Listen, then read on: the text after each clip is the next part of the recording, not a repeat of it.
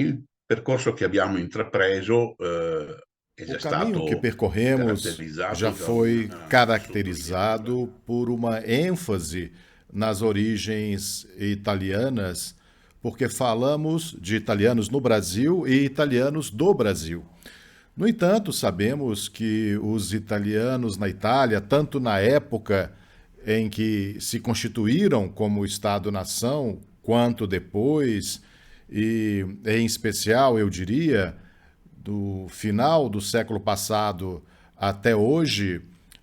sofreram um pouco, como direi, de um lado o fascínio e de outro o condicionamento de identidades particulares, locais e regionais que não devem ser negligenciadas. Certamente há, e todos sabem disso, uma acentuação muito forte da identidade regional veneziana no sul do Brasil, porque ela foi construída ao longo do tempo, mas nos últimos 30 anos é uma espécie de modelo. De fato, ela é caracterizada etnicamente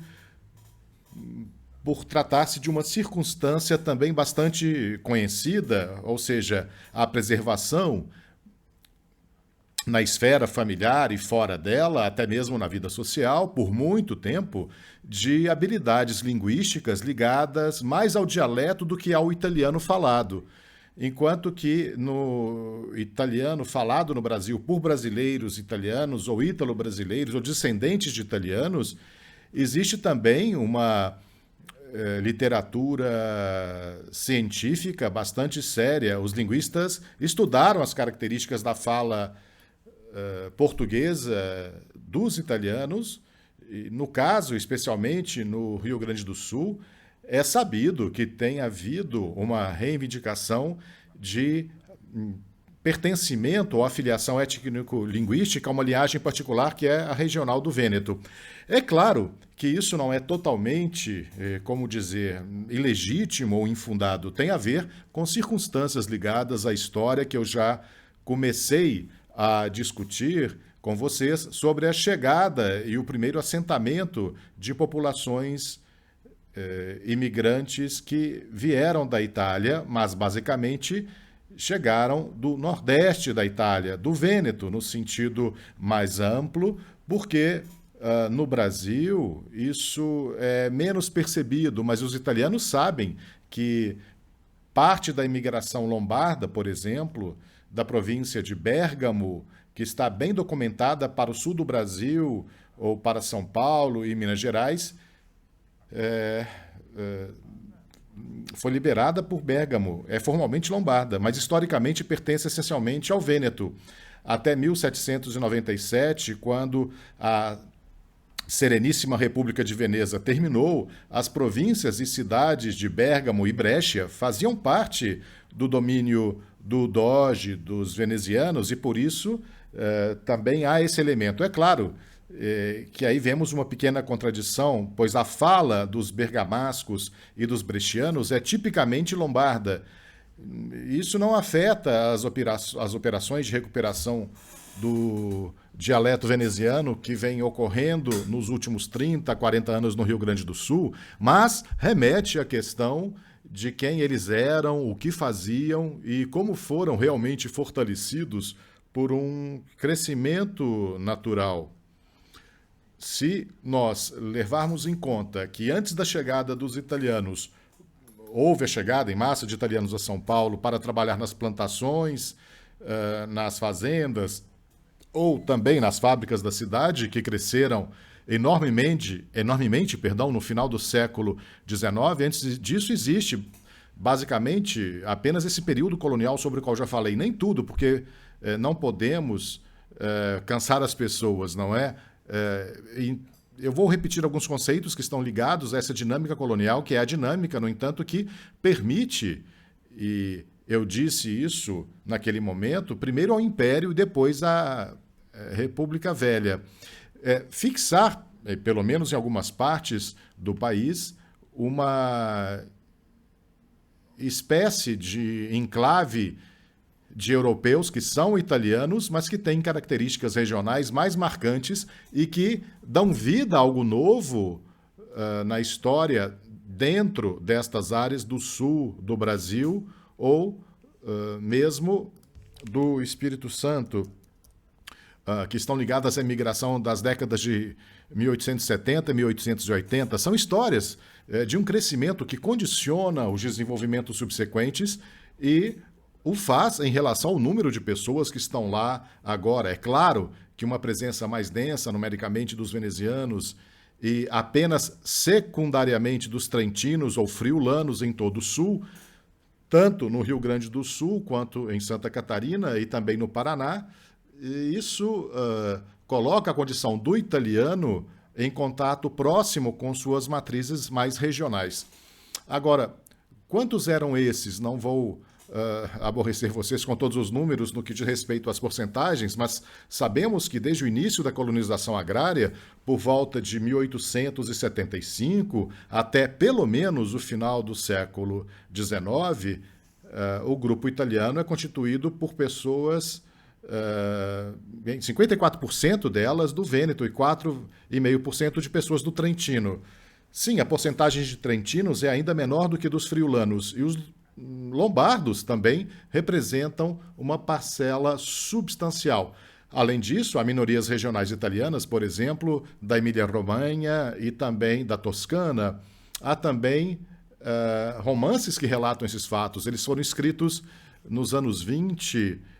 quando a presença italiana no Brasil já estava consolidada e era um dos componentes mais importantes do país. E não apenas, como eu já disse, e como também voltarei expressamente a contar a vocês, começaram a sair algumas autobiografias e memórias dos pioneiros, mas também começaram a existir operações culturais ligadas à escrita de invenção, ao romance, etc. E há romances sobre essa história, mas fundamentalmente esta é uma história de camponeses, de pequenos proprietários, de trabalhadores rurais que,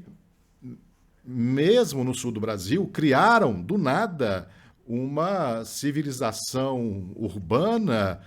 entre aspas, porque era isso. No início,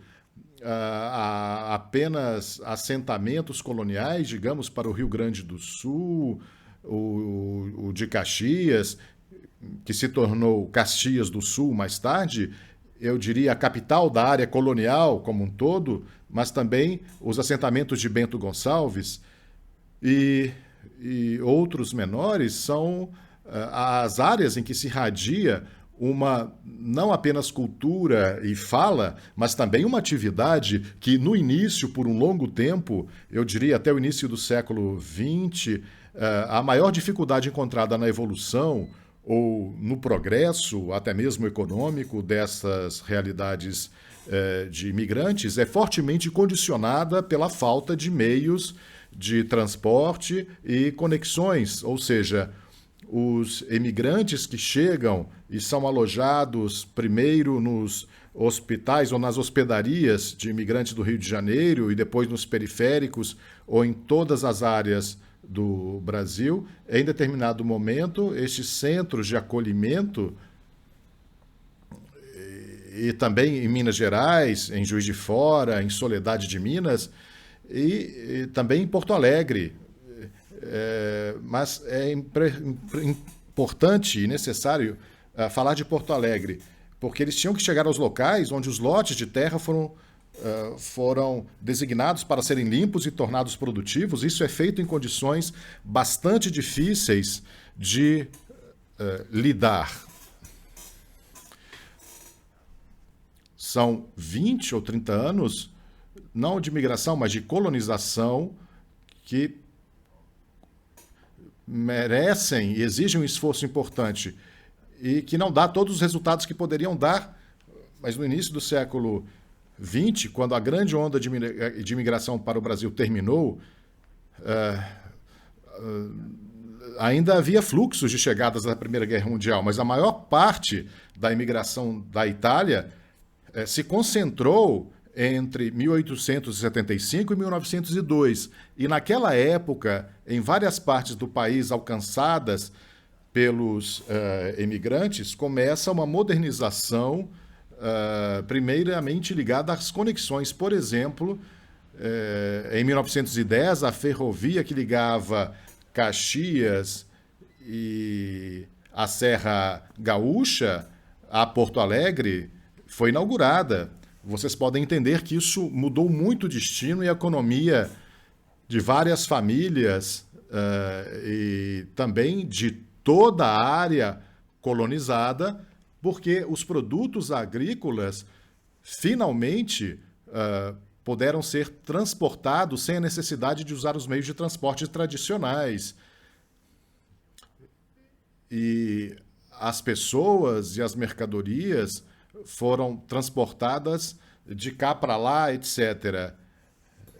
E agora, tudo isso é feito pelo trem, e com a ligação ferroviária e também a ligação fluvial, lembre-se de que há também toda uma cultura interessante de imigrantes próxima às condições ambientais encontradas, porque ao analisar essa história do ponto de vista do clima e do ambiente, podemos ver que existem mudanças. O mapa do Atlântico é um pouco afetado pela chegada dos imigrantes que fazem novos negócios para levar determinados produtos aos seus destinos. Por exemplo, se você corta árvores e faz com que elas sigam as correntezas, com técnicas específicas, talvez aprendidas nos países de origem, países montanhosos, se eles fazem com que a madeira chegue por esses meios, todo mundo que esteve por 20, 30 anos até isolado dentro do próprio Rio Grande do Sul, neste caso, mas o discurso também poderia ser feito para outros estados do Sul e o mesmo para o Espírito Santo, se abre e tem uma função que não é mais apenas subregional, mas começa a ter um papel. E vemos também figuras de pioneiros ou filhos de pioneiros que na década de 20 e passam a incorporar o que se tornou por algum tempo o mito dos milionários italianos, que está mais relacionado, se você quiser pensar assim, às figuras de certos empreendedores ativos em São Paulo. Por exemplo, o Conde Matarazzo, que obviamente não era natural do Vêneto, mas era sulista da Campânia. Mas os grandes empreendedores de São Paulo, no início do século XX, também são fruto de sua capacidade pessoal, individual, do ponto de vista do empreendedorismo e também das diferentes condições que São Paulo tem, mas os próprios gaúchos começam a explorar esse tipo de vantagem oferecida pela modernização dos sistemas de transporte, e muitos que originalmente eram apenas agricultores ou que se dedicaram como agricultores à produção de alimentos derivados da exploração da agricultura, eles abriram filiais e se estão na serra ou na planície, abrem filiais comerciais diretamente em Porto Alegre, ou em outras cidades, na costa gaúcha também, e também relevantes em cada área. São os protagonistas de um desenvolvimento que chega até os dias de hoje, porque todos esses que têm uma história de 100 anos ou mais de migração, com ajustes progressivos, que são os protagonistas atuais, ou nos últimos 50 anos, de um desenvolvimento que chegou até os dias de hoje no Brasil. Eles são os protagonistas de coisas muito interessantes. O sul do Brasil experimentou isso de um jeito muito importante. Vejamos rapidamente alguns dados interessantes, não só do ponto de vista italiano, mas também para entender certas características, que nem mesmo em uma visão regional compacta pode-se ignorar o fato de que, além da contribuição linguística, os linguistas dizem, por exemplo, que o talian, como ainda é chamado no Rio Grande do Sul, na fala ou na linguagem dos bisnetos dos imigrantes, dos descendentes de italianos daquela área italiana, é, na verdade, o resultado de uma mistura, de uma contaminação mútua de dialetos provinciais, ou seja, não é o dialeto veneziano, porque nem mesmo no Vêneto há um dialeto veneziano compacto, mas há diferentes declinações província por província, já que, por exemplo, e estranhamente, algumas províncias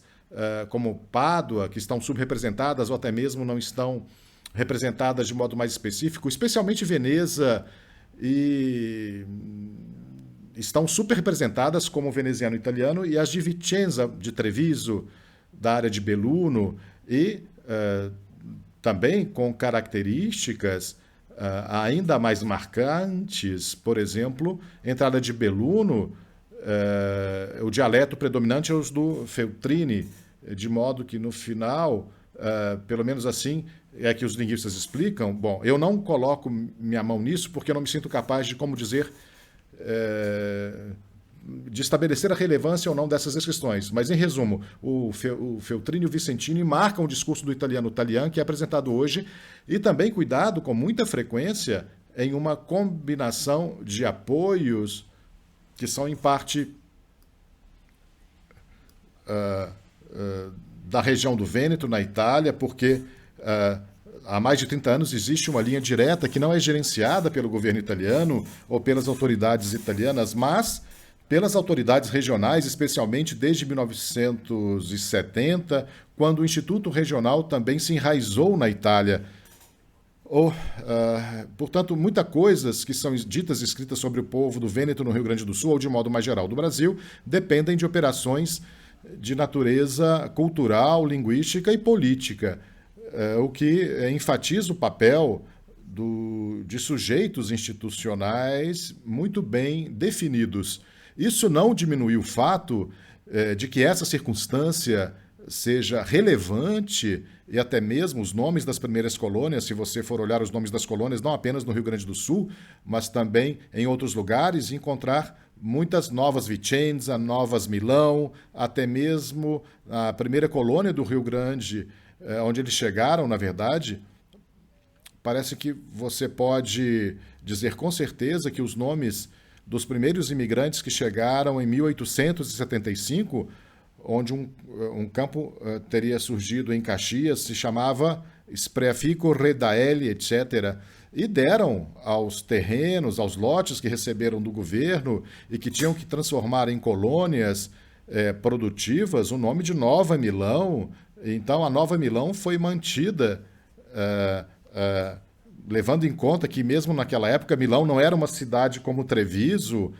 Feltre ou Vicenza poderiam ter sido. Nova Milão, no entanto, é o primeiro nome de lugar da imigração italiana para o sul do país. E, é claro, isso não aparece apenas no final dos anos 20. O número de pessoas que não eram mais apenas os antigos imigrantes, mas seus filhos e netos, era tal que se poderia falar, para essa parte do Brasil, de 50 a 60 mil pessoas, o que parece um número pequeno, mas é o que o censo nos dá, ok? Por exemplo, enquanto havia 50 mil no Rio Grande do Sul, havia 9, 10 mil no Paraná, um pouco menos em Santa Catarina, mas não são apenas os números que fazem isso, essa história. Eu já disse a vocês que estou particularmente mais interessado, também gosto muito da história contada pelos próprios imigrantes, seus filhos e seus netos. É uma história que tem a ver com números e assentamentos, mas também tem a ver com outros aspectos da vida social e cultural de um país, tanto que, mesmo hoje, além dos exageros e também das ênfases exageradas, existe, e é significativa em muitos lugares de imigração antiga, um hábito entre descendentes que já estão na sexta, na sétima, na oitava geração, de voltar no tempo para resgatar a história da própria família, a história do próprio grupo, que, na verdade, dá origem a uma literatura muito vasta. É o que estou tentando reunir no espaço de algumas dezenas de minutos. Talvez às vezes eu exagere um pouquinho, ultrapasse 1 hora de conversa, correndo o risco de fazer o ouvinte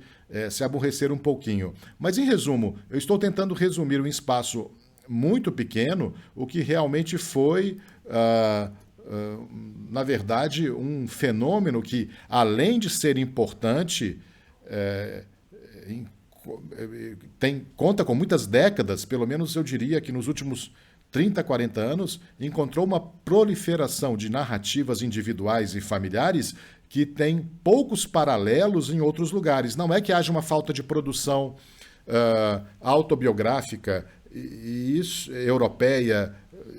Isso não ocorre apenas na Itália, mas também nos países que exportaram emigrantes e mão de obra para as Américas durante décadas. Não é que haja falta de evidências desse fenômeno, mas acho que posso dizer com alguma certeza que entre os mais difundidos está o caso do Brasil, e especialmente o Brasil nas áreas coloniais, ou das primeiras áreas coloniais do Sul. Você pode se perguntar por que existem mais, e essa também é uma pergunta que você pode fazer a si mesmo, porque há mais testemunhos, tanto autobiográficos de protagonistas, quanto memórias de descendentes, de familiares, não sei, em Santa Catarina, ou mesmo no Espírito Santo, em relação a São Paulo. Nós veremos em alguns encontros que faremos e que eu espero poder ter como interlocutor Angelo Trento, que é o maior estudioso da italianidade no Brasil, que também especialmente em São Paulo, onde ele viveu e estudou. Mas eu acredito que, no caso de São Paulo, por exemplo, por um lado, é mais difícil para os pesquisadores encontrarem coisas que, por outro lado, se você vai para uma área originalmente rural, hoje talvez modernizada, mas enfim, onde os laços sociais e os conhecimentos mútuos fazem com que o pesquisador tenha muito menos trabalho, é mais fácil encontrar o que está nas casas privadas. Mas, ultimamente, quero dizer, nos últimos 30 anos, principalmente, o advento da internet tornou possível encontrar coisas na rede, mesmo em áreas não tão formalmente periféricas. Os traços de uma escrita memorialística familiar que favorece os historiadores porque disponibiliza muitos dados, mas também os coloca em dificuldade porque são muito extensos e muito detalhados, porque são lembranças que remontam ao passado e que eram mais facilmente encontradas até 20 ou 30 anos atrás nas áreas do sul do Brasil e comparadas àquelas em que havia muito poucos italianos. Vocês podem pensar que em toda a região amazônica, por exemplo, não que não houvessem italianos no Amazonas, no Mato Grosso, ou nas regiões costeiras do norte e do nordeste, existiam italianos ali, mas eram verdadeiras minorias. Em vez disso, havia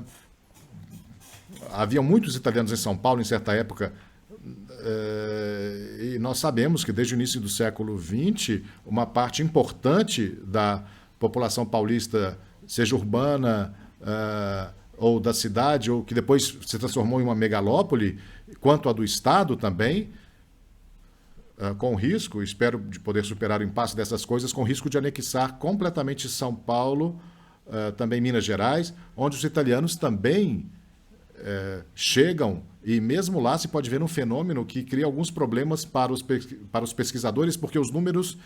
então, das estatísticas não são tão verdadeiros e é fácil cair em contradição ou mesmo em alguma confusão, porque o movimento interno de imigração dentro do Brasil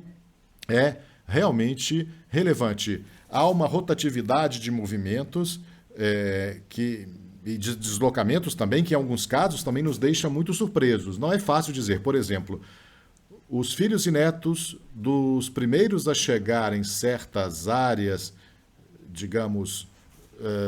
no Rio Grande do Sul, depois de um certo tempo que os seus pais e suas famílias, como todos, se encontram morando lá, não têm mais as mesmas chances de evolução e desenvolvimento que tinham na época em que era apenas uma questão de cortar a floresta, desbravar a floresta virgem e cultivar os campos realizados nela, geralmente queimando as plantas. Aí se começava a fazer a primeira colheita depois de um ano de presença. Mas como uma das características da imigração italiana tanto da região do Vêneto como também meridional, que é formada por famílias com uma taxa de reprodução muito alta, ou seja, famílias que têm muitos filhos, perdoem o termo não propriamente científico, mas a média nas áreas rurais de colonização agrária no Brasil, que é o que os italianos do Brasil ocuparam, é de grupos que têm um mínimo de 7, 8 e um máximo de 10 a 12 filhos. Então, o que acontece é que aqueles que chegaram nas décadas de 70 e 80 dos anos do século XIX e que tiveram a oportunidade, a força para aproveitar a oportunidade que até mesmo as autoridades do governo brasileiro ofereceram para que a terra fosse resgatada, para que pudessem torná-la produtiva, depois de atingir um certo nível, eles não conseguem mais, porque os filhos cresceram, e uma coisa é ter 10 filhos, talvez metade deles de sexo masculino, eles têm que permanecer na unidade familiar original ou procurar uma solução que não podem mais encontrar lá, porque no local onde eles nasceram e cresceram não há mais espaço para uma iniciativa, como eu diria, semelhante à que eles encontraram ou da qual seus pais puderam tirar proveito. E eles se deslocam. E isso também surgiu no final do século XIX, com as verdadeiras agências do interior, empresas privadas de colonização que atuam como meio para poder explorar essa demanda por terra e oferta de mão de obra, mas não de oferta de mão de obra de braços, simplesmente porque uma coisa é você ir para São Paulo trabalhar em uma fábrica e outra coisa é você querer continuar a fazer uma vida de agricultor, aquela que ele aprendeu a fazer, aquela que cresceu em uma família camponesa originária ou do Vêneto ou da Lombardia, da Itália Central, e que não consegue mais exercer a profissão, não em plena liberdade, mas com autonomia e com a perspectiva de, digamos, também ganhar a vida, ou seja, basicamente se produz, e essa é uma das muitas maneiras pelas quais o fenômeno da reimigração é produzido, ou seja, aqueles que nasceram e cresceram nessas áreas de floresta virgem e que se tornaram o ponto de partida de carreiras até interessantes para algumas famílias, que podem transformar o trabalho rural e camponês em comércio de bens de consumo e que também se mudam para cidades, para Pelotas, a Porto Alegre, etc., isso ainda perdura nos anos entre as duas guerras, em várias partes do Brasil, tanto no sul quanto em outras áreas, não necessariamente próximas àquelas de partida, onde vemos a repetição da operação não mais com o mesmo método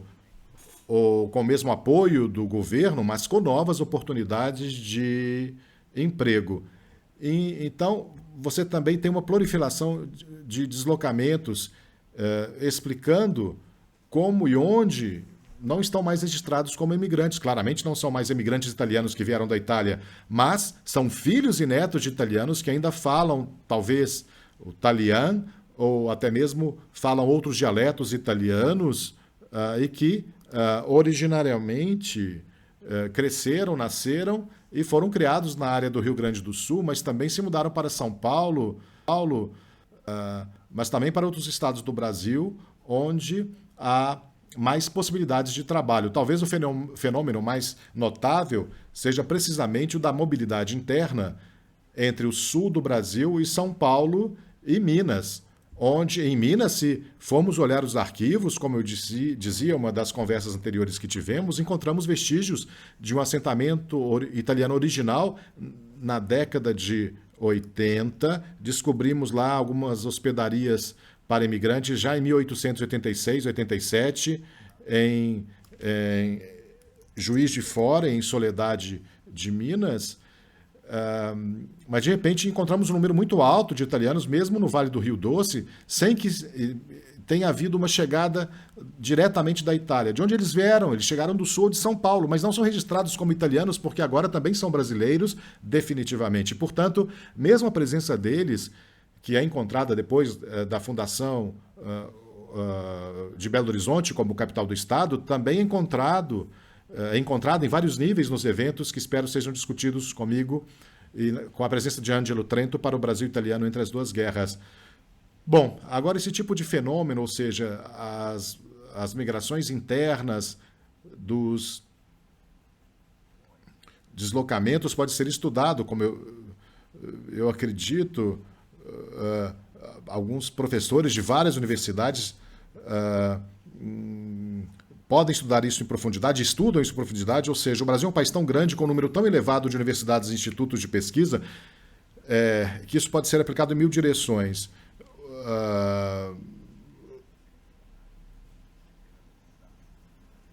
Se existe essa vontade da parte dos professores que podem realmente aprofundar esses estudos, porque, como eu dizia, um país tão grande, com um número tão elevado de universidades e institutos de pesquisa, que é aplicado em 1000 direções. Uma dessas direções poderia ser a de mergulhar na história das origens, porque assim também poderíamos esclarecer certas relações, algumas das quais foram objetos dos meus estudos, e falarei sobre isso, talvez, se pudermos fazê-lo de maneira decente, porque é um tema fascinante, mas também muito exigente. O que acontece quando surge a Primeira Guerra Mundial, ou pior, quando a Segunda Guerra Mundial acontece? Há vários momentos aqui, antes de dizer isso, eu espero que consiga fazer, mas eu poderia dizer que as guerras também interferem nesses assuntos aparentemente apenas privados e pessoais de grupos de imigrantes que em algum momento, talvez, também estejam enfrentando algumas aventuras. Existem páginas da história que os historiadores, por serem páginas da história, conhecem bem, mas que no conhecimento comum não estão bem presentes. Pensem, para que nós fiquemos ainda ali na região do Sul, existe um evento típico que os brasileiros conhecem melhor, porque faz parte da sua história, que liga a história dos emigrantes e imigrantes ítalo-descendentes a origens remotas de uma presença italiana no Brasil na primeira metade do século XIX, por meio da figura, principalmente, como eu disse no início dessas conversas, da figura de Garibaldi. Garibaldi havia se envolvido em uma aventura muito brasileira, na qual houve uma tentativa separatista de secessão, ou seja, de separar o Rio Grande do Sul do Império. Mas estas tentações secessionistas e regionalistas, como diríamos hoje, não terminaram ali na primeira metade do século XIX. Continuaram até certo ponto, mesmo no século XX, mas certamente chegaram a um clímax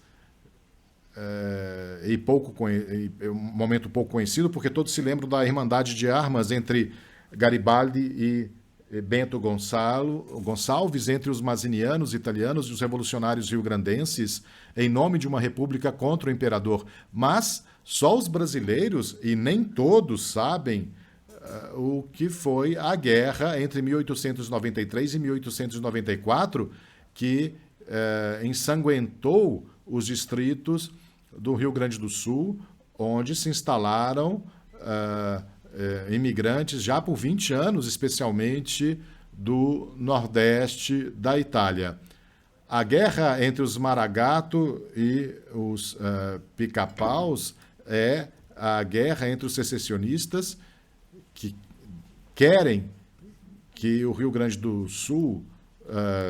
se separe do Império, pois nesse caso já estamos na era republicana e não há mais Império, mas eles querem que... eles desejam uma autonomia tão grande que basicamente isso coincidiria com uma secessão. E nesses eventos, eles inevitavelmente se envolvem também com os emigrantes, ou melhor, com os emigrantes. Estamos em 1893, 94. Pensem um pouco. As pessoas que estão nas várias áreas, principalmente na Serra da Costa Superior, no Nordeste, que trabalham há 20 anos, que abrem caminhos, que construíram casas, criaram suas aldeias ou vilas,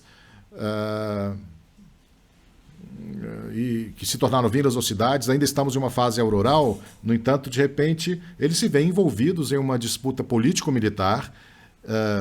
que também ocorre com tiroteios, com agressões entre os seguidores da causa separatista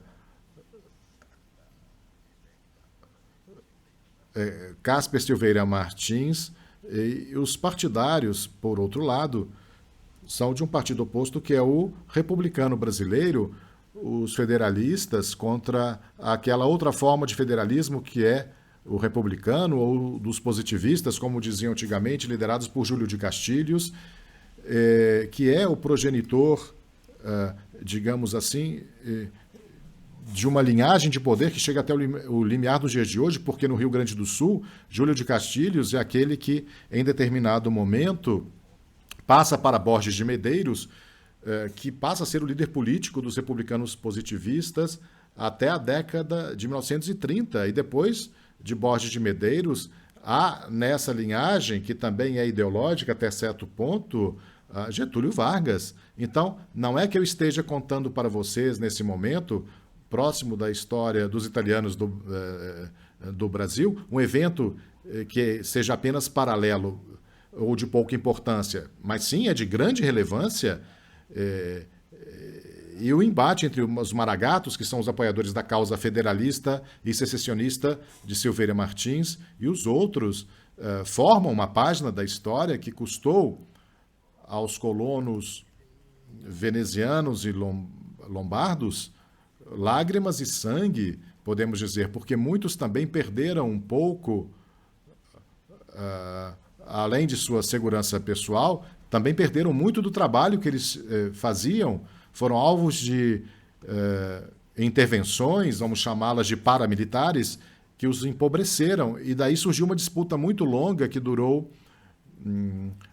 alguns anos, pelo menos uma década, entre a Itália e o Brasil, porque em defesa dos interesses materiais violados dos colonos, que são os mesmos que haviam emigrado para lá 20 anos antes, e deve necessariamente intervir com seu componente consular e diplomático, que é a Itália oficial, a monarquia italiana, o governo italiano, que tenta obter uma compensação para encerrar essa disputa que terminou com a derrota dos secessionistas, precisamente com a vitória de Júlio de Castilhos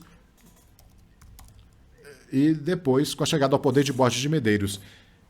E aí eles tentam encontrar um ponto de encontro também, porque junto com a escalada dos combates do combate de maragatos contra pica-paus e contra os seguidores de Júlio de Castilhos, haviam voluntários de todas as cores, ou seja, há toda uma história que seria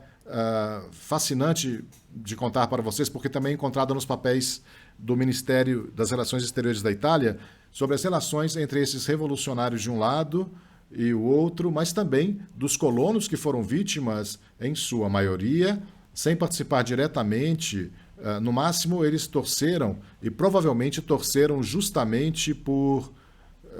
despeito pelos pica-paus, mais do que pelos maragatos. Mas também o dano que havia sido causado por muitos que já haviam construído pequenas fortunas, eles tiveram que começar do zero. Bom, também houve episódios, e eu sei que deram origem a um fio narrativo, eu acho, mas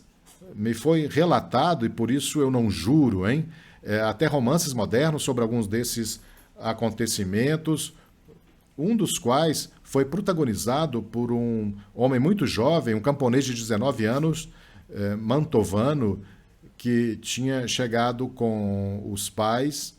ou melhor, tinha nascido lá porque tinha 19 anos, então nós estamos em 1893, ele nasceu lá, chamava-se Dante Macari, e as crônicas falam dele, no sentido de que os despachos dos cônsuls talvez tenham testemunhos anexados, no caso, os depoimentos de um professor primário de Bento Gonçalves, que se chamava Agostino Bruni, que conta, eu menciono isso porque é um trecho curto, mas pode dar ideia, é uma mensagem que chega ao ministério em Roma, alguns anos depois da eclosão da Revolução Separatista, e dá a ideia dos fatos. A escrita era admirável, vejo aquela companhia de elite de jovens correndo por esses bosques intermináveis, equipados com um saco duplo com pão nas costas e um fuzil de bandoleira, e passam por dificuldades intermináveis, movidos pelo único sentimento de fazer o bem ao próximo e aos irmãos e honrar a pátria, onde não fica claro se a pátria brasileira das duas localidades em que atua esse jovem líder de pessoas, e não é que se envolvam na disputa político-militar brasileira, mas fazem isso para defender, vamos chamar assim, os bens dos imigrantes em duas localidades recém-fundadas, entre outras, como são a zona das colônias da segunda fase, não da primeira. E se podia liberar a colônia e o seu nome era celebrado por todos os italianos do Rio Grande do Sul com a mais terna afeição, enquanto para os negros e bandidos da floresta era tão assustador quanto o de Átila. Uma voz que dizia cuidante bastava para que todos escapassem do lugar da vergonha em que as esperanças e encantamentos nossos nasciam. Bom, isso também traz à tona um ponto e uma pista com relação às relações existentes no Brasil, tanto no Sul quanto em São Paulo, e ainda mais entre os italianos e as pessoas de origem afrodescendente. Sabemos que foram emancipados com a abolição da escravatura somente em 1888 e que deixaram rastros que, em qualquer modo, são relevantes até certo ponto porque surgem atitudes racistas. No rescaldo de eventos como esse, que é um caso de guerra, mas também de, como podemos dizer, formas e maneiras de entender a realidade. Um estudioso baiano muito competente teve a oportunidade, na década de 1940, de visitar o sul do Brasil, ficou lá por muito tempo. Primeiro ele foi para Caxias do Sul, depois ele voltou para lá. Ele foi para examinar as relações entre as populações brancas e as afrodescendentes. Seu nome era Charles de Azevedo, ele também era mulato, portanto ficou muito fascinado com a situação no Rio Grande do Sul, em Caxias do Sul como estudioso. Primeiro na década de 40, depois nas décadas de 50 e 60 do século passado, e ele deu as suas deduções e os resultados de sua pesquisa em livros, mas, em particular, em uma obra que foi publicada pouco antes da sua morte, há cerca de 20 anos, e que continha todas as anotações sobre estes aspectos que lhe eram muito caros, sobre as relações entre a população branca e a população negra em um país, ou melhor, em uma região ou estado como o Rio Grande do Sul, onde o número de descendentes de escravos negros era realmente muito modesto.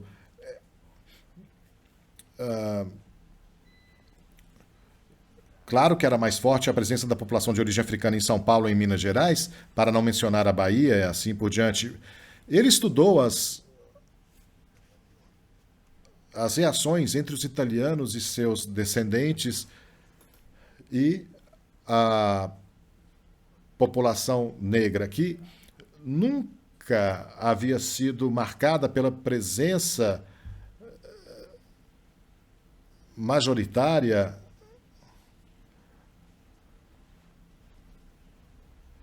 ou de atitudes sancionatórias que poderiam ser verificadas em certos lugares. O Brasil é um desses lugares onde a coexistência e a convivência entre diferentes raças é necessária e, sem dúvida, também são um fator de modernidade e progresso, mas não há dúvida de que uma das características dos italianos no Brasil sejam nas áreas coloniais que comento agora, ou como veremos também em São Paulo ou Minas Gerais, é justamente de ter uma inclinação, vamos chamar assim, uma propensão muito mais forte para o conservadorismo, politicamente falando, em uma chave ideológica ou religiosa muito forte, especialmente no Sul, especialmente nessas áreas do Rio Grande do Sul, onde a relação entre as diferentes colônias é muito forte. Primeiro os colonos pioneiros, depois seus filhos e netos, e o clero. No início, um clero não questionável em si mesmo, mas devido ao fato de que, às vezes, eles não eram da melhor extração, mesmo moralmente. As ordens religiosas dos capuchinhos, dos palotinos, dos scalabrinianes, também são chamados de carlistas no Brasil. Bom, é claro que isso reproduz esse tipo de vínculo que os próprios emigrantes quiseram enfatizar, atribuindo no início justamente à rede de capelas dos lugares de culto uma função organizativa que ainda não era garantida e fornecida pelas instituições seculares e, portanto, pelas administrações das comunidades entendidas como municípios. No início, isso tinha sido uma necessidade, mas é fato que a orientação geral dos descendentes de italianos ou ítalo-brasileiros nessas partes do Brasil é fortemente condicionada por uma opção político-religiosa e também conservadora, em sua maior parte, sem a necessidade de que isso levasse aos extremos que sofreram no caso específico da guerra do final do século XIX. De um lado, os contendores, em cujas fileiras contavam com os escravos emancipados, e também poderiam servir, por outro lado, na história italiana, por exemplo, do Brasil, veremos isso em São Paulo de forma sistemática, dentro do movimento operário, daquela realidade, tanto a de São Paulo quanto a de Minas Gerais, há um grande número de industriais, porque eu estava pensando nas indústrias em que a grande maioria dos trabalhadores poderiam encontrar emprego e que poderiam estar ideologicamente próximos. Há uma grande presença de socialistas e anarquistas e, portanto, os italianos do Brasil também podem ser divididos até certo ponto entre os estados do Sul, Rio Grande do Sul, Santa Catarina e Paraná. No Paraná temos a colônia Felicidade, que é uma colônia veneziana muito religiosa, que dá a ideia de colonização agrícola e religiosa ao mesmo tempo, e há, mesmo no Espírito Santo, o mesmo fenômeno. Mas em São Paulo e também em Minas Gerais, há um movimento de trabalhadores com tendências revolucionárias há muitos anos. E, de fato, esse movimento foi amplamente apoiado pelo componente italiano. É claro que também há histórias, eu acredito, que não passa despercebida a muitos dos que acompanham essas conversas, que é uma história ligada a personalidades importantes da cultura e da literatura brasileira, que eu também tive a oportunidade de conhecer pessoalmente, porque foi a primeira vez que fui ao Brasil para fazer uma pesquisa sobre as origens da imigração italiana no Brasil, e não há dúvida de que eu estava curiosíssimo, ainda mais do que ambicioso, para fazer contato direto com Zélia Gattai. Se vocês sabem, e talvez muitos de vocês saibam, ela é esposa de Jorge Amado, e eu queria obter algumas informações dessa mulher sobre o seu primeiro romance, que acabava de ser lançado em italiano. Ele tinha acabado de ser traduzido em 1983. Anarquistas, Graças a Deus, é o título. Eu tinha lido esse romance que me impressionou muito, muito mesmo, essa autobiografia familiar de Zélia Gattai, e fiquei impressionado com o fato que eu descobri nesse meio tempo, tentando entender se a esposa de Jorge Amado, e essa era uma das credenciais mais autorizadas, mas isso também não é normal, acima de tudo, porque ela escrevia bem e mostrava bem com a sua memória, porque voltava no tempo para a sua infância, da sua juventude, e falava também dos anos entre as duas guerras, e falava sobre sua família e seu pai, que era um militante socialista, de quem mais tarde encontrei nos arquivos da polícia do estado de São Paulo, todos os arquivos, ou melhor, os arquivos de perseguição, porque eles o seguiram. Então, eu estava lá no Brasil, foi a primeira vez que eu viajei para lá, e eu fui a Salvador e tentei entrevistá-la, o que, aliás, eu consegui. Não posso entrar em detalhes, nem mesmo os mais divertidos, porque quem mais se divertiu foi Jorge Amado, que estava feliz por alguém finalmente ter conseguido entrevistar, não ele, mas a sua esposa. Mas aqui está o que essa história tem a dizer sobre a relação entre raça, cultura, política, religião, movimento operário, anárquico e socialista. A família de Zélia Gattai era uma família que tinha dois lados, porque a sua mãe era veneziana, ou melhor, era uma veneziana montanhesa de Cadore, era muito católica e muito religiosa, enquanto o seu Ernesto, seu pai, Ernesto Gattai, era toscano e era socialista. Aliás, se dizia então que ele foi um dos que chegaram ao único lugar, no único momento no final do século XIX, e também pela própria intercessão de Dom Pedro II, o imperador. Dom Pedro já estava exilado na Europa em 1890, 91, foi instalado no Paraná o núcleo colonial, mas uma colônia anarquista, a colônia Cecília, que teve uma vida controversa porque praticava a abolição da propriedade privada e, digamos, o amor livre. E tinha sido criada por um cientista estudioso anarquista, Giovanni Rossi Pisano, acho que mais tarde voltou para a Itália para se tornar professor universitário. Em todo caso, entre os colonos da colônia anarquista chamada Cecília, uma criança, evidentemente, estava também o pai de Zélia Gattai. Então, uma genealogia desse tipo pode certamente ser apreciada na história de vida de um casal famoso. Eu me lembro da emoção com que, em 1995, pouco antes da morte de Jorge Amado, Zélia vai morrer bem mais tarde, na década de 2000, Jorge Amado recebeu um diploma honorário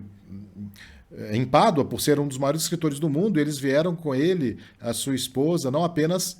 para Pádua, mas também para um lugar perto de Pádua, chamado Noventa, e onde novamente foi comemorado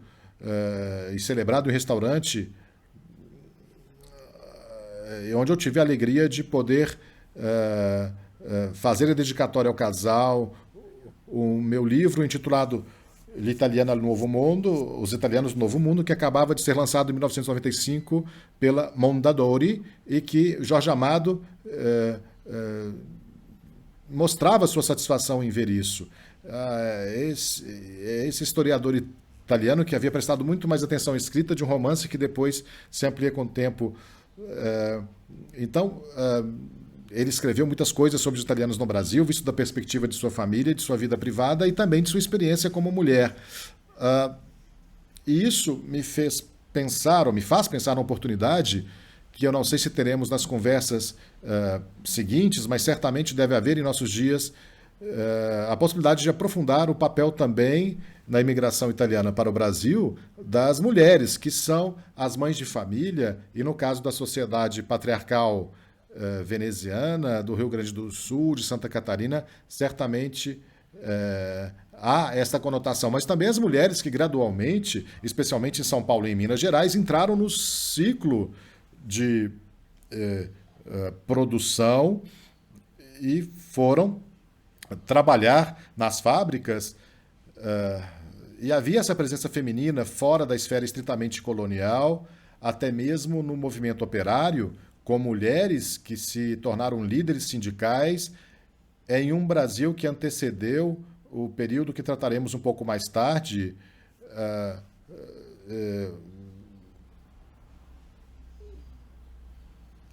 do varguismo, do período de Getúlio Vargas e dos anos 30 e 40 do século XX. E esse é um aspecto que pode ser significativo, pensar que a única santa brasileira, acho que seja uma descendente de trentinos em Santa Catarina, agora eu não me lembro bem, mas também desse lado há toda uma função, o papel desempenhado nesse caso pela igreja, então, porque há mulheres que, como sindicalistas, vêm das fileiras da classe trabalhadora, aquelas outras que têm sido treinadas como educadoras em um seminário, em um convento, e há também todo um mundo de freiras e de irmãs de caridade que então se aplicam, como muitas vezes acontecia com as mulheres, ao caráter feminino, a um papel, a uma representação do papel confiado às mulheres no ensino, e que também é interessante porque é um capítulo da história que só posso mencionar nessas conversas. Pense, já que isso me veio à mente em relação às mulheres que são professoras, principalmente professoras do ensino fundamental, mas na primeira fase, a da colonização, as professoras são aqueles que, entre os colonos ou imigrantes que tinham um nível mínimo de cultura, de competência na escrita e que assumem uma lacuna, vamos chamá-la assim, de uma lacuna que precisa ser preenchida porque ainda não encontrou uma resposta positiva do Estado brasileiro e nem mesmo do país de origem, a Itália, porque nos primeiros tempos, principalmente nos primeiros 20 anos, tanto no Rio Grande do Sul quanto em São Paulo, havia uma forte carência de educação e instrução para os filhos dos emigrantes que, tendo nascido e crescido em famílias italianas em um determinado momento, são encaminhados para a educação, para aprender a ler e a escrever em escolas que são, diríamos, hoje em dia, autogerenciadas. Sim, há um interesse cruzado em um ponto das autoridades laicas, claro, tanto brasileiras quanto italianas, mas, além daqueles que vão, como podemos dizer, ensinar as crianças, que são os padres, mas isso também aconteceu na Itália. Quantos não são aqueles que foram para a escola, nos seminários, e depois se tornaram padres apenas parcialmente, não é? Isso aconteceu no Brasil também, mas basicamente na primeira fase, na fase pioneira, e que também é um tema fascinante de toda uma série de estudos nos últimos 20 anos, os professores que eram camponeses, eram trabalhadores que tinham um mínimo de rudimentos, que haviam estudado alguma coisa. Não é por acaso que estou pensando em algum deles, por exemplo, em um dos mais interessantes autobiógrafos ítalo-brasileiros em atividade entre o final do século XIX e a primeira metade do século XX, cujo nome era Giulio Lorenzoni, que quando menino havia saído de sua aldeia, perto de Marostica, Vila Raspa di Mazon, e ele tinha 14 anos quando partiu, em 1876, 77, eu acho. Quando saiu da Itália, ele já tinha feito o ensino fundamental e o ensino médio,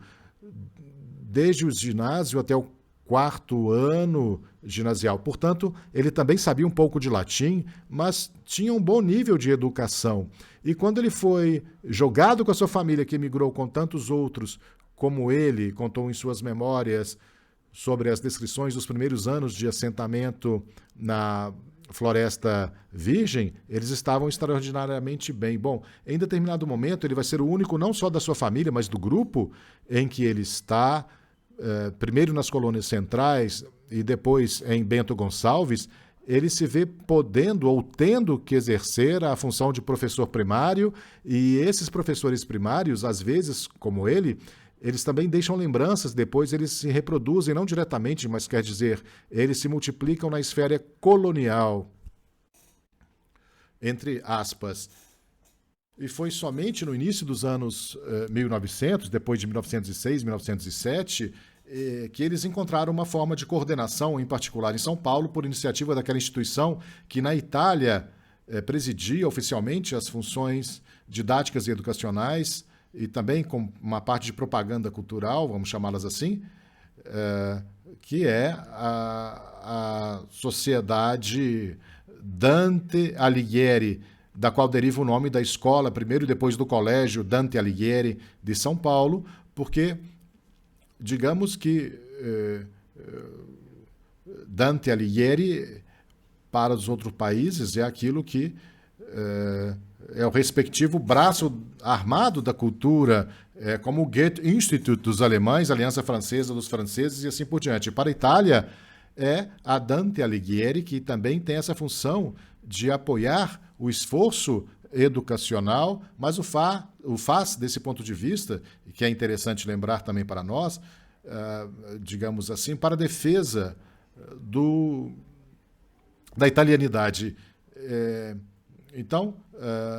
nós conversaremos nos nossos próximos encontros sobre isso, através do qual se tenta preservar a língua, a cultura, a tradição nacional italiana no país anfitrião, que é um país cada vez menos anfitrião e cada vez mais seu, porque em determinado momento, quando não são mais os filhos e os netos, mas os bisnetos dos primeiros imigrantes, que já são maiores de idade e perspectivas de crescimento e integração na vida dos lugares onde nasceram, e que devem ser levadas em consideração, eles não são mais italianos transplantados para o Brasil. São, na verdade, italianos do Brasil. Se quisermos acentuar essa origem dos ítalo-brasileiros ou dos brasileiros de origem italiana, que tal fórmula mais correta, porque, de fato, que sejam italianos, ou como afirmam os descendentes dos venezianos, particularmente dos venezianos, mas são brasileiros com uma formação linguística e cultural do mundo anterior ao mundo do outro lado do oceano, que é precisamente a Itália ou algumas de suas regiões, mas, ao mesmo tempo, são brasileiros, e o Brasil, que também é um caldeirão de raças, línguas e culturas, não pode se privar de sua contribuição. E isso explica porque a fase de transição de uma experiência que começou em termos de massas já na década de 1870 se desvanece, se atenua e se transforma durante e após a Primeira Guerra Mundial. E se eu quiser ser um historiador, que é o meu trabalho, não é que eu não goste disso, eu também preciso ficar de olho na sucessão cronológica. Agora, a partição nos diz que, nesse meio tempo, ainda temos que lidar com a questão muito importante da presença de imigrantes italianos e seus filhos em São Paulo, em Minas Gerais e em outras partes do Brasil. Mas, antes disso, também temos que chegar a fundo em outra direção. Devemos considerar e ter em mente que há toda uma história que muda de direção à medida em que o processo de desenvolvimento e transformação se aperfeiçoa. Em 1925, no sul do Brasil, os descendentes dos primeiros a chegar estão evidentemente comemorando seus primeiros 50 anos, né? É a vida das realidades que eles criaram, pois ao chegarem, fazendo com que a data de início da imigração italiana para o sul do Brasil seja 1875, em 1925 é quando eles olham ao redor e olham para trás, e quando muitos dos pioneiros ainda estão vivos. Não será o caso em 1950, quando restarão pouquíssimos dos primeiros chegados e, sobretudo, quando terá havido algo completamente imprevisível, originalmente imprevisto, como a guerra, a Segunda Guerra Mundial, durante a qual a Itália e o Brasil se encontraram no final, em particular entre 1940 e 43 e 45, em lados opostos, porque o Brasil entrou na guerra lado a lado com os aliados e, portanto, quando em 1950 foi celebrado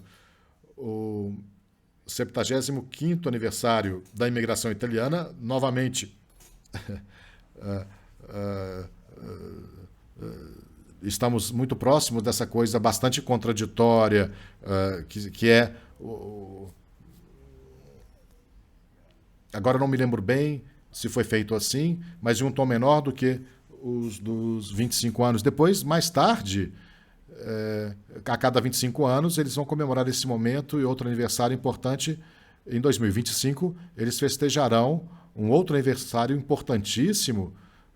para os ítalo-gaúchos, mas são ítalo-gaúchos, ítalo-brasileiros. Qual é a identidade deles? Isso será definido quando, como diz Mercedes Sosa, tudo muda, sim, tudo muda, porque a mudança é normal e também muda a forma como as pessoas funcionam em seus relacionamentos e comportamentos. Assim, os italianos no Brasil, ou os ítalo-brasileiros, ou os brasileiros de origem italiana, com o passar do tempo, com as experiências de vida, de trabalho, de organização, de mobilização, etc., podem olhar para si mesmos e, em alguns casos, querem se manter mais próximos das origens remotas e de seu grupo, e, em outros, eles, ao contrário, querem afastar-se dela. Sempre me chamou a atenção a experiência que depois foi transposta para a forma de romance de um escritor gaúcho muito famoso que escreveu nos anos 80 do século XX e depois até hoje, porque ele ainda escreve sobre histórias como a de seus antepassados, de seus bisavós, de seus avós, um termo que é muito usado na cultura vêneto-gaúcha, contando as vicissitudes daqueles que cresceram, e acho que ele nasceu em 1938, então ele já tem uma certa idade. Bom, em soma, eu não vou me alongar muito porque provavelmente voltarei ao assunto mais tarde, mas ele cresceu em uma família italiana em que seu pai não queria que os filhos falassem italiano ou dialeto vêneto, e, de fato, até uma certa idade, ele ouviu o dialeto vêneto. Isso para dizer que nas famílias de emigrantes, dos primeiros emigrantes, também pode haver um desejo muito forte de assimilação. Não é necessariamente o caso de que todos queiram manter o seu dialeto, como tem sido dito ultimamente, daqueles que se orgulham de ter uma ascendência talvez mais veneziana do que italiana em geral, mas provavelmente trataremos disso com um pouco mais de detalhes e com mais alguns interlocutores, porque eu teria convidado alguns historiadores dessa área para falar conosco sobre aquela região em uma fase posterior. Aquela que agora estamos finalizando no que diz respeito às formas da presença, e aqui e ali um pouco negligenciada no Espírito Santo, que é mais marginal, não tanto geograficamente, embora deve ser dito que o Espírito Santo esteja longe da experiência do Sul, embora tenha muitos pontos de contato, porque o número de italianos do Rio Grande do Sul, de Santa Catarina e do Paraná é um número bastante alto e, claro, considerando a reprodução natural, se multiplicaram, se tornaram grupos relevantes e dominantes em algumas partes do sul do Brasil. No caso do Espírito Santo, por outro lado, é uma história que leva em conta as origens entre os descendentes, mas também é numericamente mais circunscrita. eu havia mencionado isso em uma das primeiras conversas que tivemos. Os italianos, os primeiros italianos que chegaram, eram italianos do norte, mas na época ainda eram súditos do imperador da Áustria, porque eram do Trentino. E depois, mesmo os influxos posteriores não são relevantes numericamente, mas as modalidades de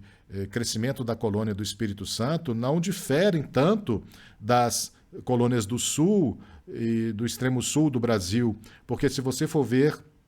lá também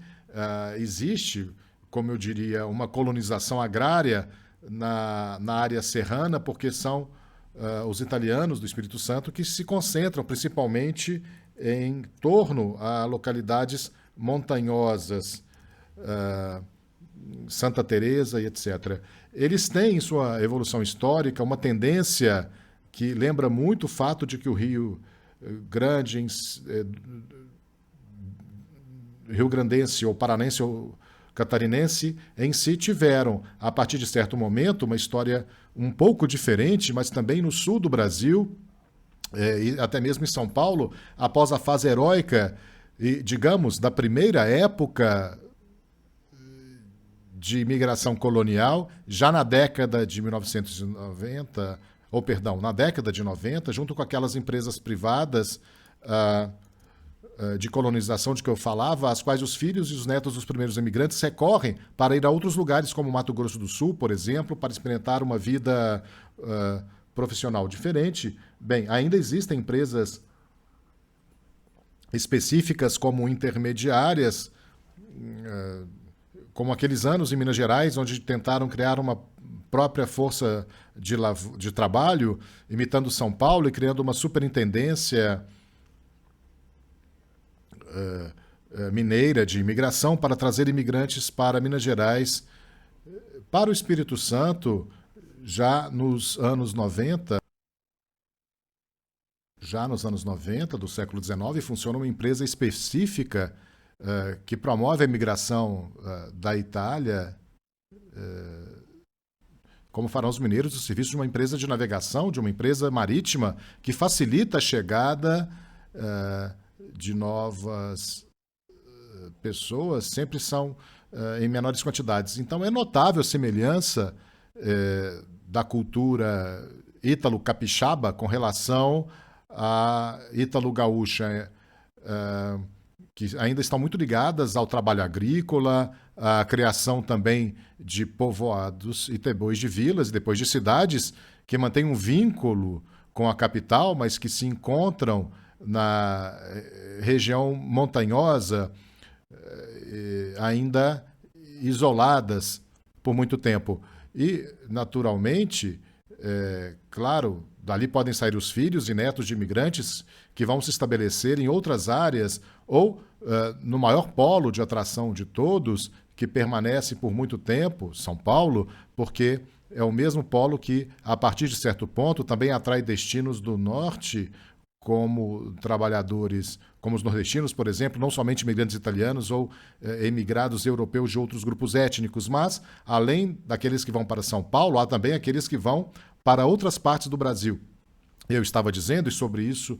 eu vou concluir hoje a nossa conversa, eu estava dizendo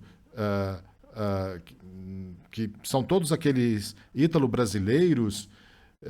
ou brasileiros de origem italiana de que estamos falando, dos quais numericamente não temos uma percepção exata, porque eles se deslocaram muito dentro do Brasil, deram origem a movimentos migratórios internos muito substanciais, para os quais até mesmo os números que os catalogam, e se não estão relacionados a uma característica específica, vamos chamar assim, que há de serem italianos porque falam italiano ou se declaram italianos. Então, há toda uma fase em que eles são italianos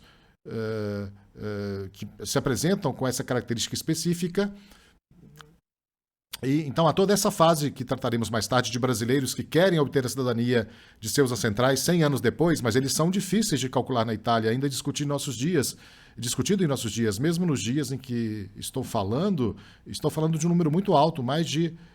10 mil pessoas por ano que solicitam o reconhecimento da cidadania italiana com base na descendência, o que a lei italiana permite. Mas não é preciso dizer que eles fazem isso com propósitos que têm pouco a ver com reivindicações de afiliação étnico-linguística, mas certamente com desejo de obter um passaporte que lhes permita circular, digamos assim,